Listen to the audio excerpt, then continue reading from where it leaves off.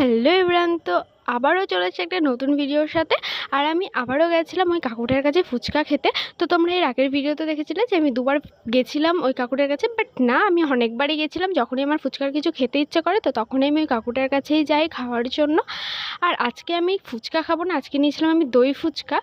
তো এখানে দই ফুচকাটা খুব সুন্দর করে, আর ওপরে দেখলে কি সুন্দর কাজু দিয়ে খুব ভালো বানায়। তো তার জন্যই ভাবলাম যে আজকে ফুচকা নিই। আর এই কাকুটার কাছে না অল টাইম ভিড় থাকে। তো যেহেতু আমরা আজকে একটু তাড়াতাড়ি গেছিলাম তার জন্য একটু ফাঁকা ছিল, আর সন্ধ্যের দিকে গেলে অনেকটাই ভিড় থাকে। তারপর নিয়েছিলাম এত গরমের মধ্যে আইসক্রিম, যেটা খেতে একদমই বাজে ছিল। সত্যি মানে চকলেট আমি খুব একটা নিই না, এই জন্যই তো আমি নিয়েছিলাম, কিন্তু এতটা বাজে হবে জানি না। তো আমি বলছিলাম যে এটা মনে হচ্ছিলো অন্য কিছু, আইসক্রিম না। তো আমি আমুলের যেটা খাই ওটা অনেক ভালো থাকে। তো যাই হোক, এটা খেয়ে তারপর আমরা চলে গেছিলাম বাড়ির দিকে। তো আজকের জন্য এটুকু দেখা, নেক্সট ভিডিওতে। তো টাটা।